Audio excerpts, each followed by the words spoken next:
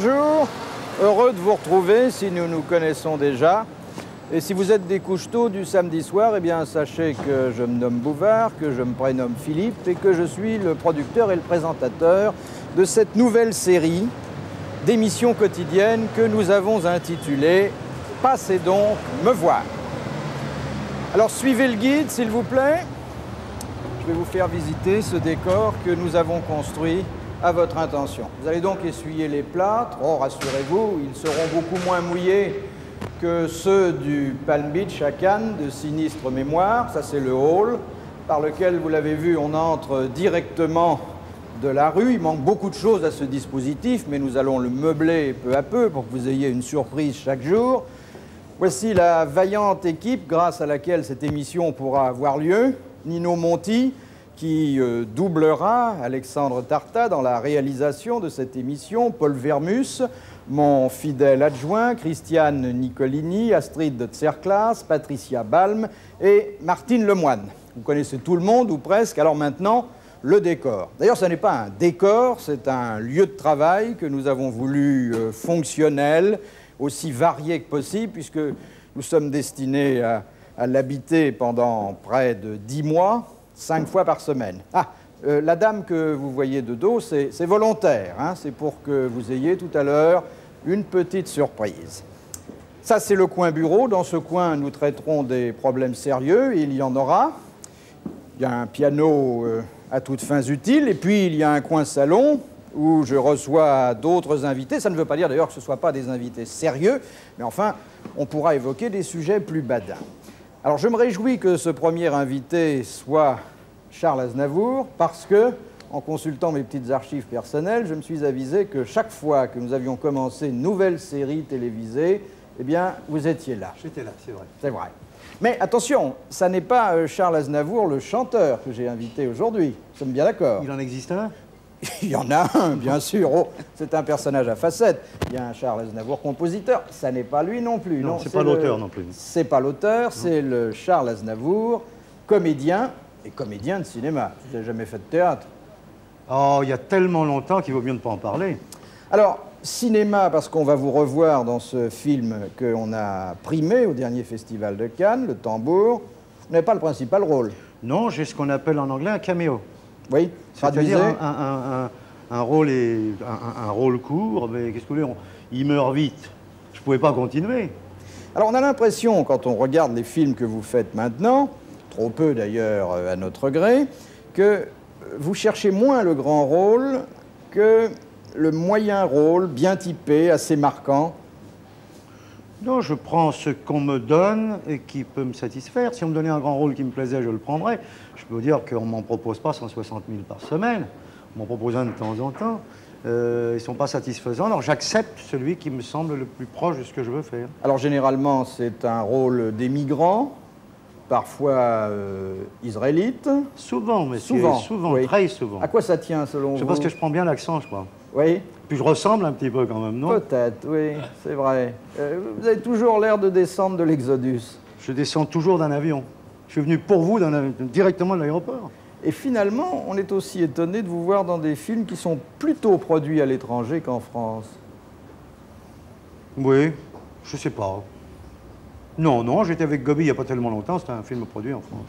Alors, vous reviendrez quand même en France pousser la chansonnette de temps en temps. Régulièrement? Oui. Non, j'ai jamais manqué au rendez-vous. Olympia, par exemple. Olympia, sûrement, pas par exemple. Bon. Cette chansonnette, vous la poussez, heureusement pour vous, aussi à l'étranger. Oui. Dans quelle mesure la poussez-vous en français? Je chante à peu près... Bon, dans la dernière tournée que j'ai faite aux États-Unis, là, je chantais sur 27 chansons, je chantais 8 chansons en français. Mais ce qui est important, c'est que la chanson soit française. Ce qui est important, c'est que la chanson française soit traduite quand on sait le nombre de chansons étrangères qui sont traduites en français. Il vaut mieux que la chanson voyage dans la langue du pays plutôt qu'elle ne soit pas chantée, même en français. Est-ce que vous voulez dire que vous êtes un défenseur de la langue française à l'étranger? Je suis un défenseur de la chanson française à l'étranger. De ce fait, je pense que quand ils entendent la chanson en anglais, quand ils savent que c'est une chanson française, ça donne souvent le goût aux gens d'acheter le disque ou le format en français et de se familiariser avec la langue. Vous vivez en ce moment en Suisse. Je pense que c'est provisoire et qu'un jour vous viendrez vous réinstaller ici. Tout est possible. Alors, défenseur de la langue française, c'est très bien. Vous allez pouvoir le montrer puisque vous êtes aussi écrivain à vos heures, et des heures qui ne sont pas toutes perdues. Vous faites un livre de nouvelles. Oui, j'écris un En livre quelle de langue? nouvelles. Bah, en franglais. En anglais? En anglais et en français. Oui. C'est-à-dire, il y a des choses que j'écris directement en anglais et des choses que j'écris directement en français, mais le livre sera définitivement retouché et traduit normalement, parce que la langue, je ne la possède pas suffisamment. Et puis le second tome de vos mémoires? C'est un tome différent qui est sorti, non, qui sort aujourd'hui en Angleterre. En anglais? En anglais. Toujours dans le cadre de la défense de la langue française. Bah, écoutez, c'est la chanson française. C'est vrai, c'est vrai. Et puis Et d'ailleurs, dans le livre en anglais, il y a des textes de mes chansons qui sont traduites littéralement. C'est-à-dire que la plupart du temps, c'est une adaptation, parce qu'il faut traduire en rimant. Tandis que là, les chansons sont traduites normalement. Il y a des phrases qui échappent dans la traduction chantée, qui ne peuvent pas échapper dans la traduction écrite. Écoutez, au moment où on fait l'Europe, je ne peux pas vous chicaner là-dessus. Oui, d'autant moins d'ailleurs que, vous savez qu'on imite toujours les mêmes, et vous êtes bien placé pour le savoir, toujours les mêmes artistes, toujours les mêmes politiciens. Or, j'ai réussi à trouver une nouvelle imitation, c'est quand même assez rare. C'est Chantal Gallia qui fait chaque soir les beaux soirs du Rive Droite, un nouveau cabaret parisien, qui a eu la première, l'idée de s'attaquer à quelqu'un qui est extrêmement populaire en France, surtout si l'on en croit les sondages, et ce quelqu'un, c'est Simone Veil.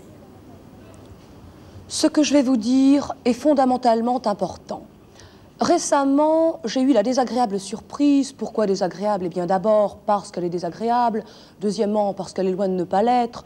La désagréable surprise de constater une recrue d'essence, des viols et autres plaisirs en tout genre en Europe, et plus particulièrement dans ma propre rue, rue de la Baudruche. Personnellement, en ce qui me concerne, moi-même et pas quelqu'un d'autre, je m'intéresserai aux problèmes qui me touchent de près, c'est-à-dire l'Europe. Personnellement, je trouve ma démarche astucieuse. Pourquoi elle est astucieuse? Eh bien d'abord parce qu'elle est astucieuse, deuxièmement parce qu'elle est loin d'être idiote. C'est mon avis et je le partage. Et pour conclure, je dirais, pourquoi je dirais? Eh bien parce qu'il faut dire, pour éviter de se taire, je dirais, qui veut trop prouver ne prouve rien. Voilà, une imitation avec tout ce que ça comporte de caricature, bien sûr. Jacques Toja a pris, voici quelques heures, officiellement, concrètement, ses nouvelles fonctions d'administrateur général de la Comédie Française. Vous n'aviez jamais vu, d'ailleurs, avouez-le, un administrateur général du premier de nos subventionnés qui ait l'air aussi jeune. Est-ce que votre vie a changé? Est-ce que les gens sont différents à votre égard depuis que vous occupez ce poste? Je ne peux pas encore le dire exactement parce que mes camarades ne sont pas tous rentrés. La Comédie Française a ouvert ses portes, bien sûr, mais les spectacles ne commencent que le 15 septembre.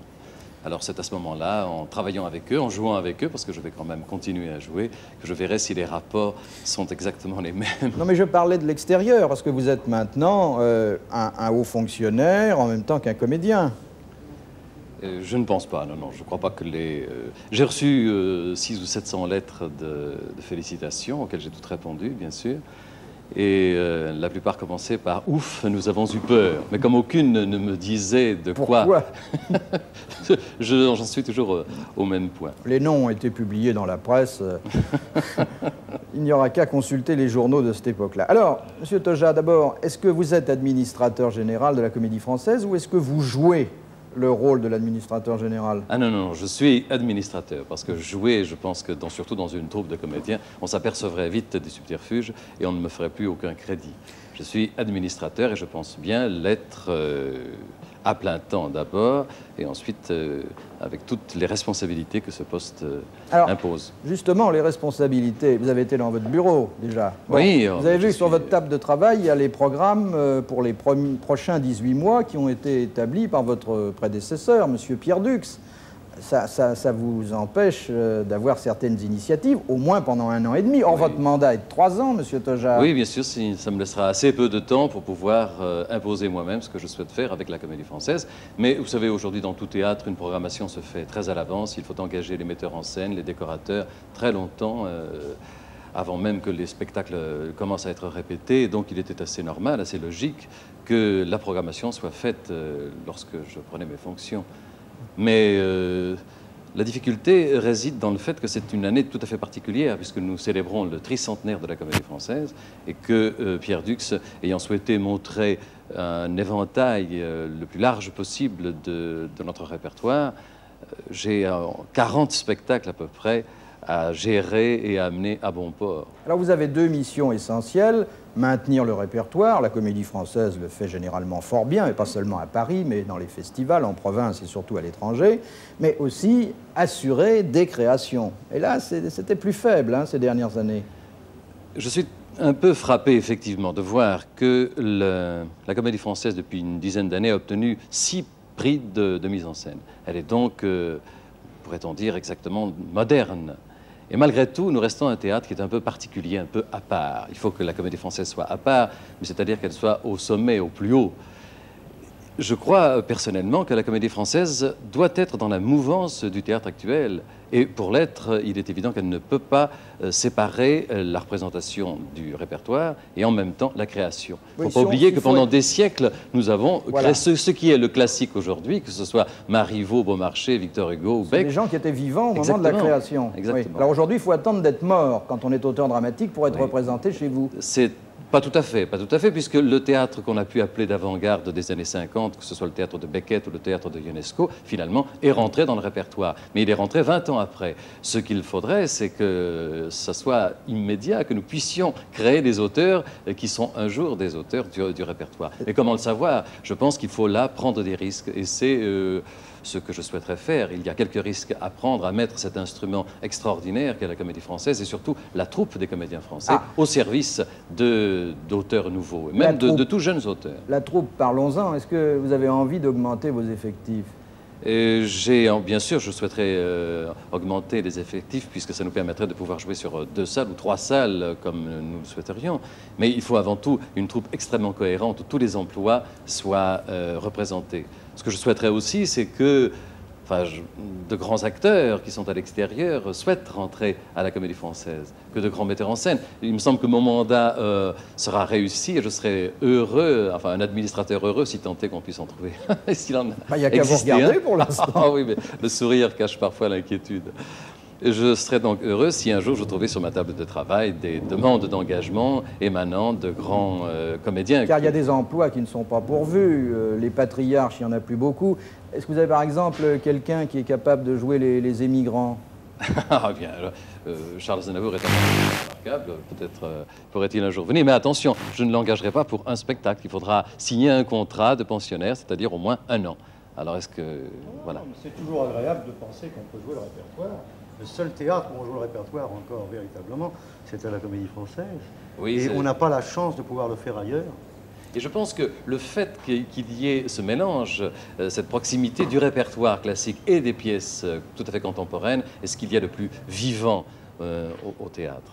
En tout cas... La troupe, c'est essentiel. Vous savez, Sacha Guitry disait une phrase très amusante à propos de Versailles. Il disait, lorsque Louis XIV construisait Versailles, il mettait notre argent de côté. Eh bien, lorsque Louis XIV fondait la Comédie Française, il faisait la chose essentielle pour le théâtre, c'est-à-dire une troupe. Une troupe, c'est, je crois, primordial. Grâce à une troupe, on peut d'abord écrire pour une troupe. Je pourrais soutenir presque le paradoxe qu'une troupe précède un certain répertoire. Des auteurs écrivent pour une troupe. Bon, eh bien, voici 2 bonnes nouvelles que vous avez en primeur.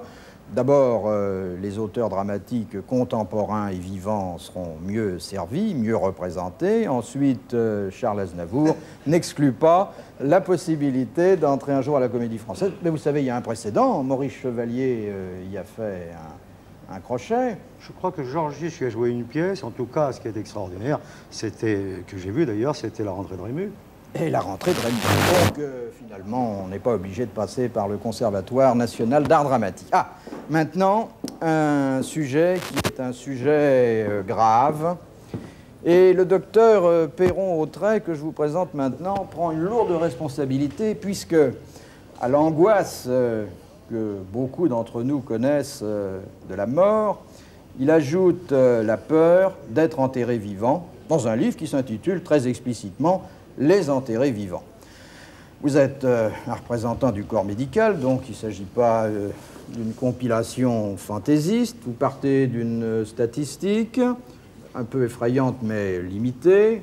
4% d'enterrés vivants chez les Américains, chez les soldats américains. Chez les soldats américains et chez les civils américains, car il y a eu aussi le transfert d'un cimetière à Fort Randall, qui est un cimetière civil, qui date de 1928 environ, où on avait trouvé environ 4% de traces suspectes à l'intérieur des cercueils lors du transfert. Et puis vous vous appuyez aussi sur des confidences de fossoyeurs, vous en avez vu beaucoup?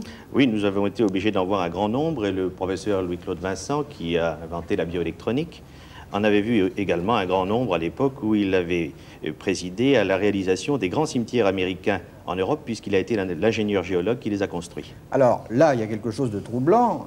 Si on en croit ces fossoyeurs, lorsqu'ils procèdent à une exhumation, il y a très souvent des traces à l'intérieur qui semblent indiquer que la personne enterrée a déchiré le bois avec ses ongles. Oui, il y a même plus grave que les traces. Le signe le plus frappant, le plus horrifiant, c'est que certains enterrés vivants, qui ne sont d'ailleurs pas automatiquement vivants quand ils le font, mais dans un état, disons, de catalepsie, dans un état de mort moyenne, se rongent le bout des doigts jusqu'au poignet et avalent leur suaire. Et la preuve qu'ils étaient vivants quand ils le firent, c'est que l'on retrouve ces éléments digérés, c'est-à-dire que les sucs gastriques étaient réellement sécrétés lorsque ces éléments ont été déglutis. Bon, passons sur ces détails par trop macabres et venons-en à la responsabilité des scientifiques, car évidemment il ne s'agit pas de manœuvre criminelle, ce n'est pas volontairement qu'on enterre quelqu'un de vivant. Alors il faut donc en déduire qu'en dépit de l'avancement de la science et en dépit des moyens sophistiqués dont elle dispose aujourd'hui, les signes cliniques de la mort ne sont pas toujours évidents. Les signes cliniques de la mort ne sont pas toujours évidents et ils sont d'autant plus remis en question à l'heure actuelle que l'on a des notions de survie qui ont été mises en lumière par un médecin qui s'appelle le docteur Raymond Moody, qui avait écrit un livre s'appelant « La vie après la vie ». Alors, si vous voulez, examinons-les très succinctement, ces signes qui sont d'ailleurs très connus de tous ceux qui ont eu à déplorer un décès auprès d'eux.